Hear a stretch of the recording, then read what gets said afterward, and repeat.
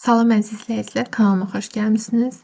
Bugün 6-cı sinif riyaziyyat dərsliyindən səhifə 104-də olan ilkin yoxlanma testlərini izah edirəm. Gəlin başlayaq. Birinci sual. Fiqurların güzgü əksi olduğunu yaxud yerini dəyişdiyini müəyyən edin. Fiqurların birindən digərinin necə alındığını izah edin. Deməli, bizdən güzgü əksi olanı istəyir. Güzgü əksi olan necə olacaq da? Yəni, belə deyək. Həmin fiqurları qatlayan zaman üst-üstə düşsün. Məsələn, birinci A variantında biz bu iki dənə sarı fiquru qatlasaq, ikisi də üst-üstə düşəcək. Yəni, simmetrik olacaq da. Qatlayan zaman üst-üstə düşürsə, güzgü əksidir. B variantına fikir verin. Qatlayan zaman üst-üstə düşməyəcək. Yəni, fikir verin, olduğu kimi sağ tərəfdə yazılıb. Sadəcə yer dəyişmədir bu. Deməli, burada qələm götürməmişəm mən. Deməli, burada A variantı güzgü əksidir. B variantı yer dəyişmədir. C variantı da eyni qaydada yer dəyişmədir. Çünki yenə qatlayan zaman üst-üstə düşmür. Fiqur olduğu kimi sağ aşağıda göstərilir. Bu da yer dəyişmədir. D variantı. Bu D variantı bəlkə sizi çaşdıra bilər. Burada yenə fiqur olduğu kimi aşağıda verilibdir. Güzgü əksi olsaydı, qatlayan zaman üst-üstə düşməli. Təxminən belə olmalıydı da. Şəkli tərsinə olmalıydı. Bu şəkildə olsaydı, bəli, güzgü əksi olardı. Amma olduğu kimi verilib, bu da yer dəyişmədir. Y variantı, bəli, güzgü əksidir. Fikir verin, qatlasam üst-üstə düşəcək, simmetrikdir. Y variantı güzgü əksidir. F variantı da yenə C-dəkinə oxşuyur. Olduğu kimi bu səfər də sol aşağıda verilib, bu da yer dəyişmədir. İkinci sual. ABCD düzbucaqlısının şərtlərə uyğun yerini dəyişməklə 10 dəftərinizdə çəkin. Alınan düzbucaqlının təpə nöqtələrinin koordinatlarını yazın. Birinci A bəndinə baxaq. Deməli, A bəndində bizə deyir ki, 2 vahid yuxarı. Bizim düzbucaqlımızda gəlin hər bir nöqtənin koordinatlarını burada göstərək. Burada fikir versəz, deməli, A nöqtəsinin koordinatları necədir? A x-i 1-dədir, y-i 1-dədir. Deməli, A nöqtəsinin koordinatları 1-in 1-dədir. B-nin koordinatlarına baxsam, B-nin x-i 1-dir, y-i 3-dür. Deməli, koordinatı 1, 3-dür. İndi C təpə nöqtəsi üçün yazıram. C təpə nöqtəsinin x-i 4-dür, y-i isə 3-dür. Deməli, C-nin koordinatları 4, 3 nöqtəsi olacaq. D üçün yazıram. D-nin koordinatları x-i 4-dür, y-i 1-dir. Birinci hər zaman x-in koordinatı yazılır. 4, 1 nöqtəsindədir. İndi biz A bəndində deyir ki, 2 vahid yuxarı. Fikir verin, hər hansı bir təpə nöqtəsini götürsəm, 2 vahid, 1, 2 də amma yuxarı çıxanda yalnız y artacaq. Yəni, A bəndində 2 vahid yuxarı nə deməkdir? Y-in koordinatını 2 vahid artıracaq.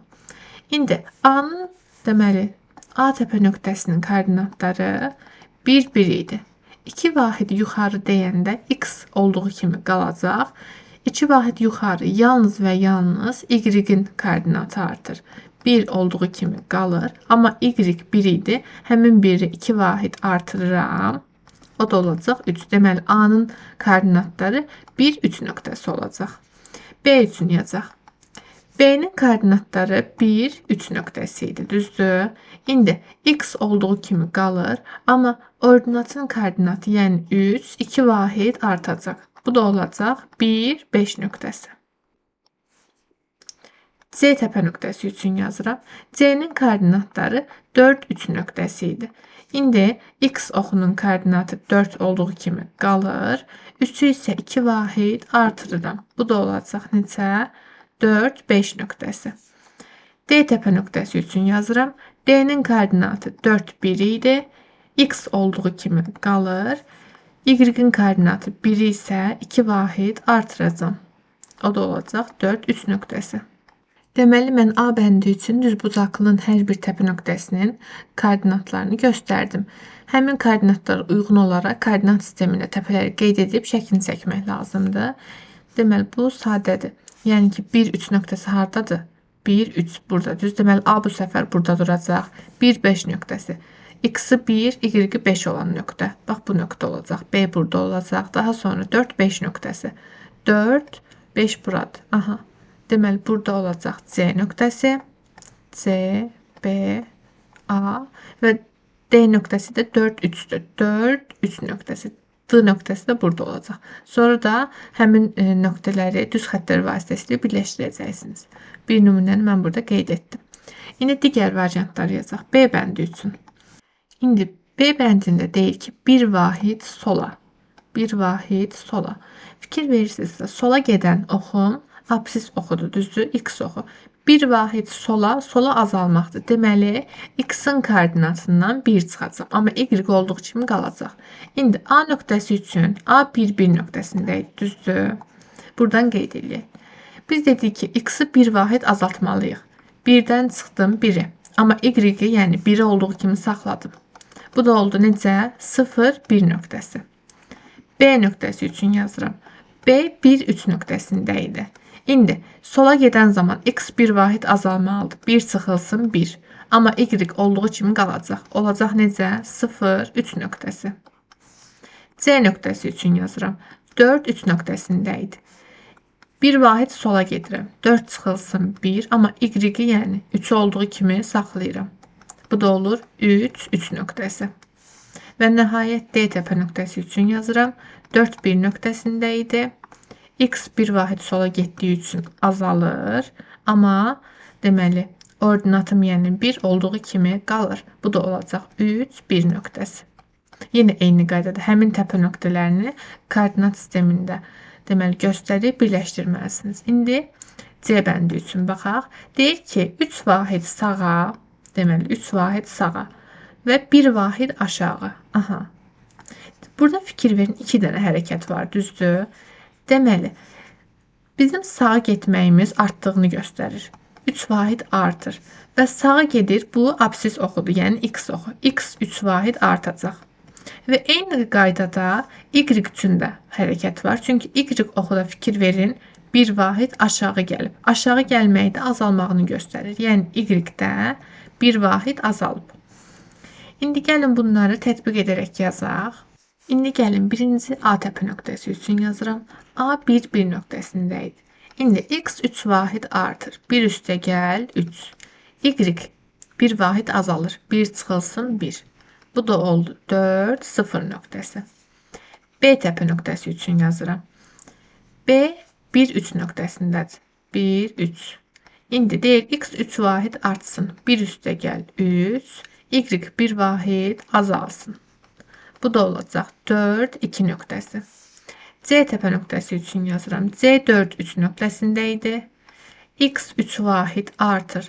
4 üstə gəl 3. Y isə 1 vahid azalır. 3 çıx 1 yazıram. Bu da olur 7, 2 nöqtəsi. D təpə nöqtəsi üçün yazıram. D 4, 1 nöqtəsində idi. 3 vahid artırıram x-i. Y isə 1 vahid azaldıram. Bu da olur 7, 0 nöqtəsi. Yenə eyni qaydada təpə nöqtələrini koordinat müstəvisində qeyd edirsiniz və düz xətlərlə birləşdirib düz bucaqlığını çəkirsiniz. Üçüncü sual. Fiquru verilmiş xəttdən nəzərən onu simmetrik olan fiquru dəftərinizdə çəkin. Deməli, bu fiquru zaten bizi çəkiblər. İndi bu xəttdən nəzərən simmetrik olan nöqtələri qeyd edirəm. Birinci, deməli, yenə qələm götürməmişəm. Aha. Birinci təpə nöqtəsinə gəlin baxaq. Bu təpə nöqtəsinə simmetrik olan, bir də saniyə mən bunu qara rəngdə eləyim. Aha. Deməli, təpə nöqtəsinə simmetrik olan. Bu qırıq-qırıq xəttlərdən həmin təpə nöqtəsi arasındakı məsafə yalnız 1 vahid var, düzdür? Onda yenə eyni qaydada sağ tərəfə yalnız 1 vahid sağda yerləşən nöqtə simmetrik olacaq. Eyni qaydada aşağıda. Aşağıdakı təpə nöqtəm simmetriya ox arasındakı məsafə 1-dir, düzdür? 1 vahid soldadır. Onda mən 1 vahid sağda bir təpə nöqtəsi qururam. Və digər nöqtəm, baxıram ki, deməli, qırıq-qırıq xəttdən arasında 1, 2, 3 vahid məsafə var. Düzdür? 3 vahid soldadır. Onda mən 3 vahid sağda 1, 2, 3. Bax, düz buradan, yəni 3 vahid sağda təpə nöqtəsini qururam. Və daha sonra da birləşdirirəm. Mən biraz əyri çəkdim, amma olsun. Fiqur quruldu. İndi B bəndi üçün yenə birinci təpə nöqtəm. Simmetriya oxu ilə arasındakı məsafə yenə 3 vahid yuxarıdadır. Onda mən 3 vahid aşağıdan bir nöqtə çəkirəm. Digər təpə nöqtəm. Baxıram ki, arasında bir vahid yuxarıdadır. Onda mən bir vahid aşağıdan çəkirəm və digəri bir vahid yuxarıdadır. Mən bir vahid aşağıdan çəkirəm. İndi mən bunları birləşdirirəm. Aha, yenə mən figurumu qurdum. Simmetrik olan figur quruldu. İndi burada baxıram ki, bu deməli təpə nöqtəm elə simmetriya xəttinin üzərindədir. Onda olduğu kimi qalacaq. İkinci, aşağıda baxıram ki, bir vahid soldadır. Onda simmetriya oxuna nəzərən bir vahid sağda olacaq. Daha sonra yuxarıdakına baxsam, deməli 3 vahid soldadırsa, mən 3 vahid sağda çəkirəm. Və digəri, deməli 1, 2, 3, 4. 4 vahid soldadır. Mən 1, 2, 3, 4 vahid sağda çəkirəm.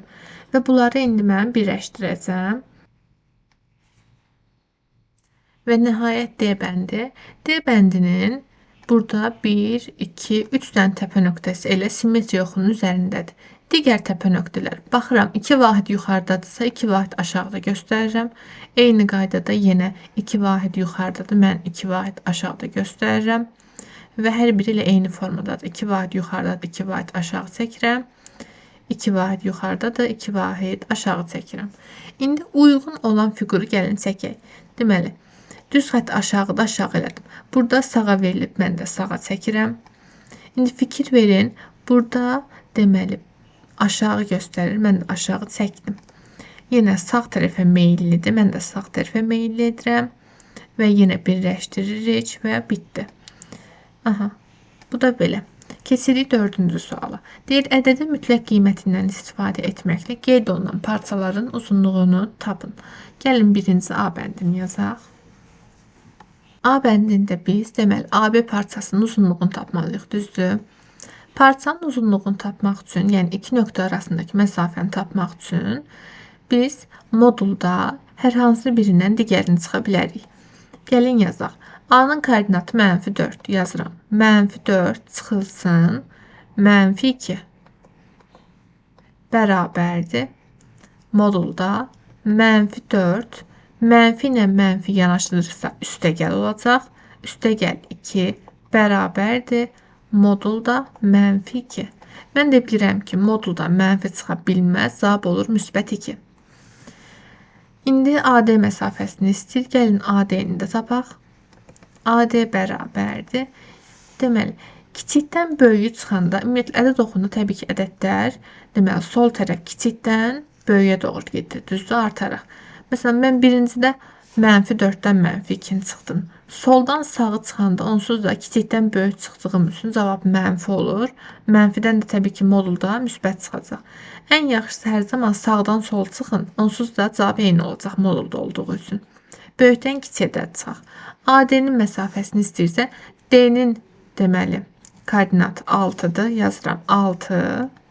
Çıxılsın A-nın koordinatı da -4. Çıx -4. Bərabərdir. Modulda mənfi ilə mənfi toqquşur. Olur 6 üstəgəl 4. Bu da olacaq modulda 10. Modulda 10-da elə müsbətli, müsbətdə çıxır. Cavab olur 10. B bəndində AO məsafəsini istəyir bizdən.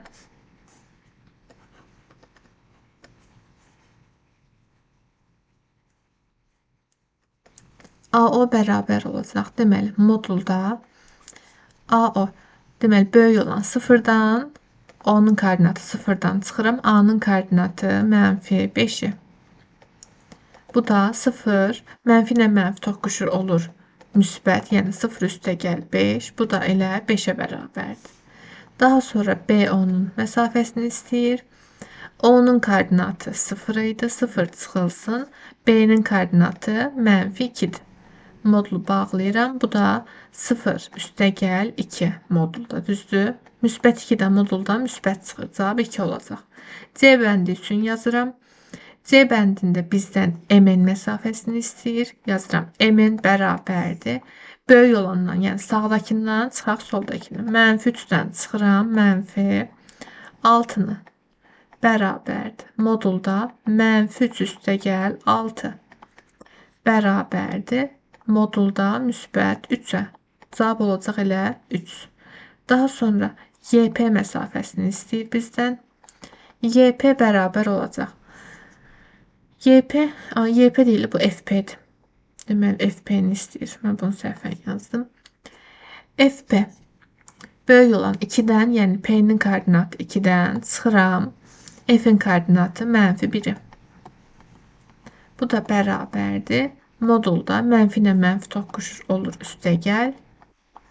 2 üstəgəl 1 də 3'dür. Və MF məsafəsi MF bərabərdir. MF də bərabər. Deməli, F-in koordinatı, yəni -1-dən çıxıram M-in -6 koordinatına. Bu da modulda -1 üstəgəl 6 bərabərdir. Modulda 5'ə, elə bu da 5 verəcək. 4-cü sualda bitti. Keçirik 5-ci suala. 5-ci sual. Verilmiş təpə nöqtələrinə görə çoxbucaqlının digər təpə nöqtələrini tapın və koordinatlarını yazın. Uyğun fiqurlar dəftərinizə çəkin, sahələrini vahid kvadratlarla tapın. Düzbucaqlını bilirəm ki, qarşı tərəfləri bir-birinə bərabər və paraleldir. Onda mən düzbucaqlı şəklini çəksəm, burada bir dəqiqə qələm götürməmişəm yenə.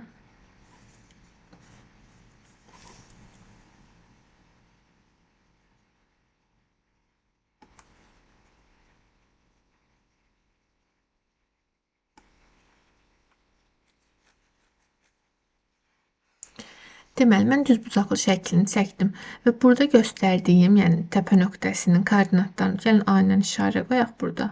Deməli, A təpə nöqtəsinin koordinatları necə olacaq? Aşağıdan yazaq. A-nın x-i 6'dır. Birinci x yazılır 6. Y isə 4'dür. Deməli, təpə nöqtəsini yazdım. 6, 4 nöqtəsindədir. Və deyir ki, sahələrini də yazın. Düzbucaqlının sahəsi buradan göstərək. Deməli, düzbucaqlının sahəsi N'in uzunluğu vurulsun. Deməli, uzunluğun uzunluğudur. Bizim N'imiz, baxıram ki, 1'dən başlayıb 4'də bitib. Damanı saysanız 1, 2, 3 dama var, düzdür. Damanı saymadan da sonuncu nöqtənin koordinatından başlanğıc nöqtənin koordinatını çıxaraq tapıram. Yəni N'in uzunluğu 4 çıx 1'dir. Yəni 3'dür. Uzunluğun mən ölçüsünü tapmaq istəsəm, baxıram ki, sonuncu nöqtəm 6'dır, başlanğıc nöqtəm 1, 6 çıx 1, 5 olacaq.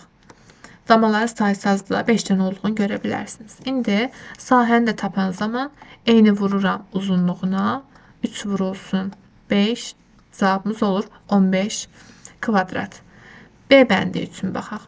B bəndində kvadrat olsun deyir. Mən bilirəm ki, kvadratın bütün tərəfləri bir-birinə bərabərdir. Baxıram ki, kvadratın bir tərəfinin uzunluğunu tapmaq istəsəm, 2'dən başlayıb 5'də bitib. Onda bir tərəfinin uzunluğu 5 çıxılsın 2'dir, düzdür, 3'dür. Gəlin belə yazaq. Kvadratın tərəfi A olsun. A da bərabərdir nəyə? 3'ə. İndi mən digər tərəflərdə bilirəm ki, 3 olmalıdır. Yəni uzunluğu 3 vahid olmalıdır. 1, 2, 3 vahid. Bir təpə nöqtəsi buradadır. 1, 2, 3 vahid. Digər də buradadır. Təpə nöqtələri olsun A və B. A-nın koordinatını yazsam 2 deməli. A-nın koordinatı x-i 2'dir, y-i 4'dür. 2, 4 nöqtəsindədir. B-nin koordinatı isə 5, x-i 5'dir, y-i 4'dür. 5, 4 nöqtəsidir. Aha, indi məndən sahəni istəyir. Kvadratın sahəsi də A kvadratı ilə hesablanır. A neçədir? 3 tapmışam tərəfin uzunluğunu. 3'ün kvadratı, yəni 3 vurulsun, 3, 9 olacaq. C bəndinə baxıram. Düzbucaqlı 3 bucaq deyir. Düzbucaqlı 3 bucaq düzbucaqlının yarısıdır. Diagonal kimi fikirləşin.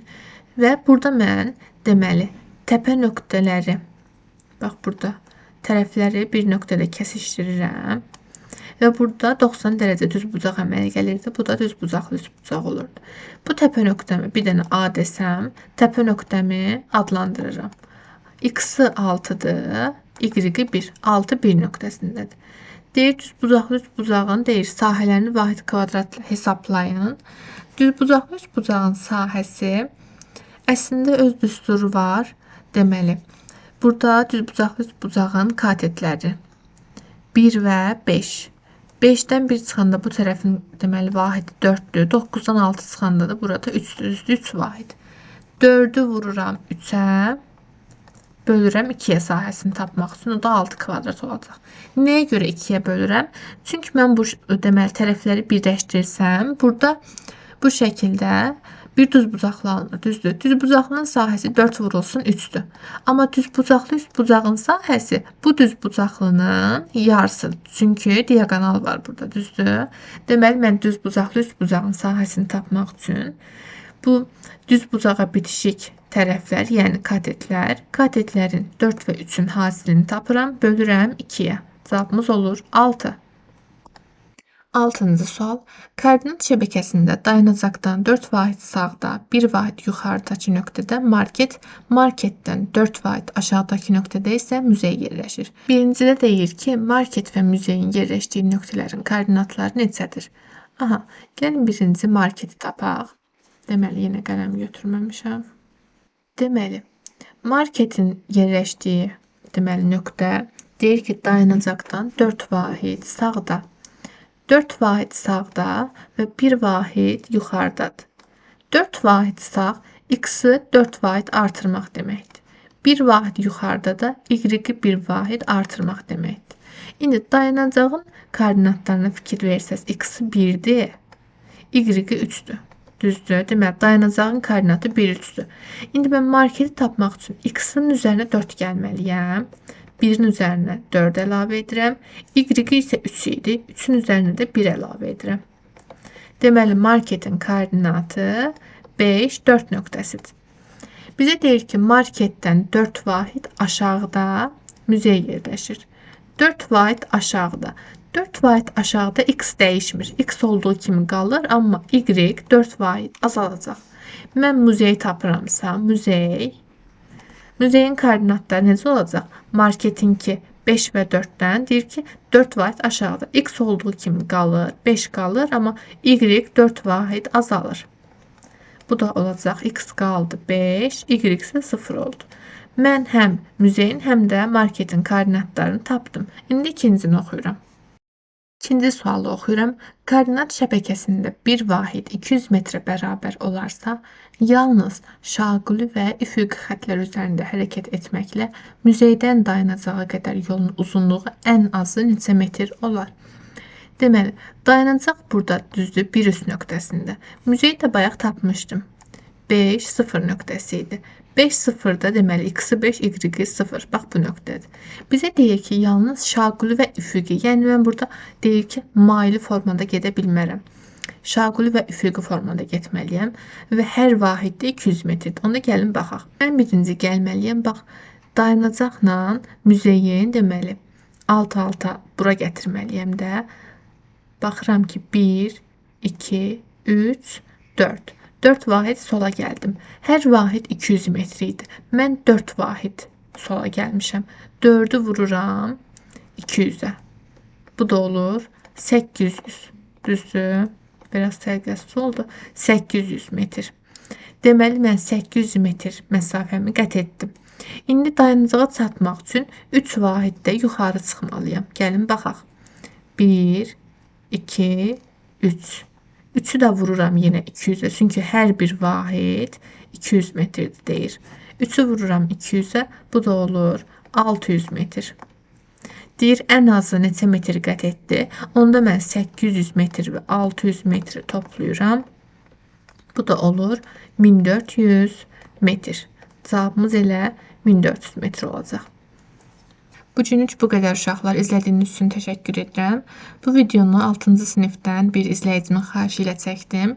Ümid edirəm ki, faydalı olar. Baxmayaraq ki, bu səfər yenə lövhədə biraz problem yarandı. Marker, yəni qələm biraz yaxşı işləmədi. Amma yenə də ümid edirəm ki, faydalı olar. Həmçinin qarşıdan gələn yeni il bayramınız da mübarək. Ümid edirəm ki, yeni ildə bütün arzularınızı satarsınız. Abituriyentlərə, hətta hər kəsə bol uğurlar arzu edirəm. Videoların davamının gəlməyini istəyirsinizsə kanala abunə ola bilərsiniz. Videonu bəyənərək və şərh yazaraq dəstək ola bilərsiniz. Bugünlük bu qədər. Hələlik.